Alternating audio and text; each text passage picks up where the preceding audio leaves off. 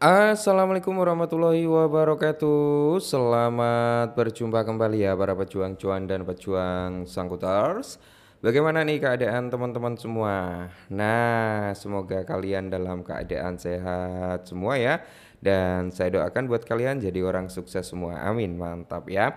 Oke kan kawan ya, tetap secangkir kopi harus selalu ada buat menemani kesempatan hari ini ya. Kali ini bro, dimana di kesempatan kali ini untuk kinerja dalam sektor cryptocurrency kan masih naik turun juga ya, belum begitu stabil juga. Secara overall sih kalau kita lihat memang ya mayoritas daripada altcoin itu udah mulai recover. Kalau kalian memang udah mulai udah dapat profit nih lumayan nih, udah ada pemasukan nih, silakan kalian bisa TP dulu bro ya.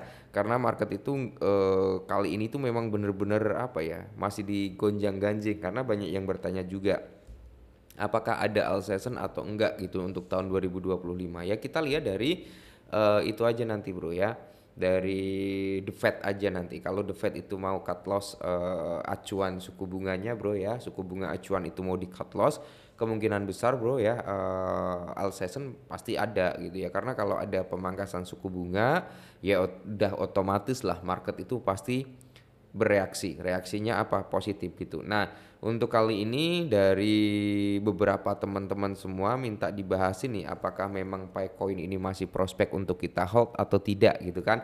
Nah, jadi mereka juga banyak yang bertanya, Bang, untuk harga Picoin itu sampai berapa gitu kan. Nah, kita prediksi bareng-bareng nanti ya. Ini untuk jangka panjangnya, untuk jangka menengah atau jangka pendeknya nanti kalian tentukan sendirilah ya. Karena kalau kita lihat bersama-sama bro, ya meskipun harga daripada Picoin ini kan cenderung sor banget gitu ya, hancur lah ya bisa dikatakan katakan seperti itu, dari 2,9 dolar all time high-nya sampai saat ini di area 0,5 something ya, bahkan berpotensi untuk menyentuh di area 0,4 juga. Jadi ya nanti kalian disclaimer lagi ya, namanya prediksi itu bisa terjadi bisa enggak, kita langsung gaskan aja.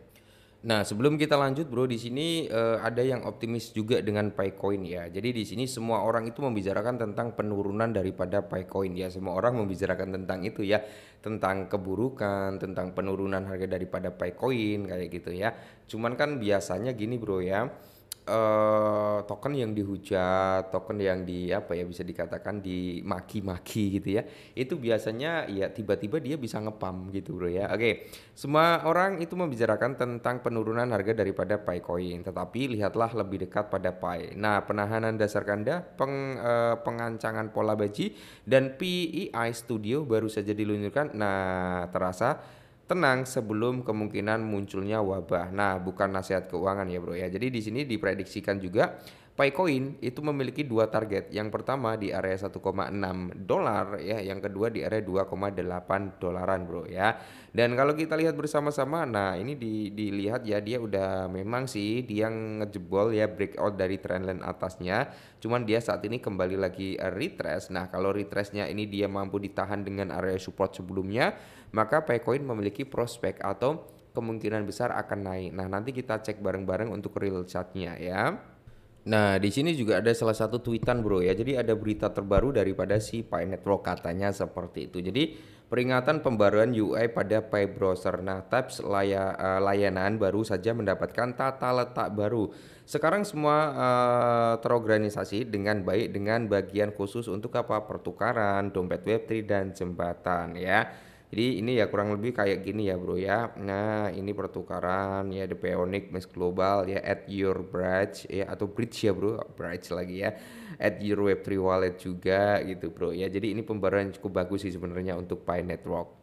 Cuman Pi Network itu sangat disayangkan ya bro, kalau Pi Network itu bisa masuk ke dalam sentralisasi exchange jauh lebih banyak lagi, mungkin seperti Tier 1 kayak Adbit ya, kayak Bybit kayak gitu bro ya, atau syukur-syukur langsung ke Binance, mungkin harganya itu akan cenderung mantap jiwa juga ya. Mungkin food yang jelek-jelek itu nggak akan ada lagi gitu loh brother, maksudnya ya. Oke. Nah, jadi di sini kalau kita lihat, kita cek bareng-bareng lah ya untuk data daripada si Picoin itu sendiri ya. Ini dalam time frame daily, kita cek-cek dulu bareng-bareng bro ya, kita analisa bareng-bareng. Ini udah terrealisasi ya, ini kita hapus, jadi ini udah nggak valid juga, udah kena ya. ini juga udah nggak valid lagi ya kan, ini juga udah nggak valid lagi karena udah terjadi gitu bro ya, itu udah terjadi gitu kan. Nah kita hapus-hapus dulu, kita ambil analisa baru kali ini ya. Oke, jadi kita hapus-hapus semua aja bro. Oke ya, biar kelihatan bersih lah ya. Nah, jadi kalau kita lihat bersama-sama di sini ini dalam time frame daily ya. Dalam time frame daily-nya kalian bisa melihat, coba kita naikkan time atau turunkan time frame ya. 4 jam kemana ya? Kita cari-cari dulu ya bro ya. Kok hilang lagi? Bentar. Oke, aduh. Kita lihat-lihat dulu ya bro ya. Kita lihat-lihat dulu untuk Pi Network kan seperti ini nih, ya kan? Nah, seperti ini dia. Oke. Kita lihat dari time frame 4 jam. Ya 4 jam aja lah. Oke. Nah, kalau kita lihat dari siklusnya 4 jam memang dia udah breakout sebenarnya ya bro ya.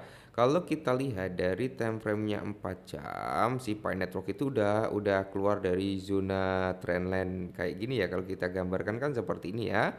Oke, terus di sini di bawahnya kita ambil dari sini. Dia udah breakout bro ya. Dia udah ngejebol. Jadi kalau kita lihat kan seperti ini ya pergerakan daripada si Pi Network itu sebenarnya. Nah, kayak gini ya bro ya. Dia udah ngejebol di sini. Oke, saat ini kan dia sedang terjadi yang namanya retrace. Nah, retrace sampai sini itu wajar. Kalau ini mampu ditahan, bro, maka si Picoin itu memiliki potensi untuk mengalami kenaikan kembali. Kenaikan kemana? Iya ke sini, bro, ya. Nah, ke sini seperti ini. Nah, kalau dia naik seperti ini, maka prospek daripada si Pi Network mungkin bro, harga terdekatnya itu adalah di area sini yang ditargetkan, yaitu di area 0,8. Nah, ini harga yang cukup realistis sebenarnya untuk Pi Network ya. Harga cukup realistis untuk jangka pendeknya mungkin bisa lah sampai di area 0,8 sampai di area $1 untuk jangka pendek. Nah, untuk jangka panjang sampai berapa? Kalau untuk jangka panjangnya bro, itu tergantung dari seberapa aktif timnya, seberapa banyak nanti dia listingnya, dan seberapa banyak news yang akan terjadi gitu ya. Jadi kita nggak perlu bicara jangka panjang dulu, tapi kita bicara jangka pendek dulu. Kemungkinan besar harga realistis daripada si Pi Network, kalau dia mampu breakout ini kejebol ya bro ya. Nah, ini kejebol, maka dia berpotensi untuk sampai di area 0,8. 86 ataupun 85. Tapi kalau dia nggak mampu bro, maka kita bersiap-siap nih ya untuk penurunan harga Pi Network mungkin sampai di area 399 ataupun di kepala 4 ya. Jadi kalian siapkan aja. Siapkan apa? Siapkan amunisi. Kalau harga Pi Network sampai turun di kepala 4 udah otomatis saya juga bakal masuk bro, gitu aja ya. Tapi ya kalian disclaimer lagi, saya jangan ikut-ikut saya juga ya. Nah, kemungkinan besar itu ya, jangan harga yang cukup realistis sebenarnya untuk Pi Network itu ya untuk jangka pendeknya mungkin sampai di area 0,8 gitu ya. Oke, mungkin ini dulu, semoga bermanfaat, tetap semangat dan salam cuan.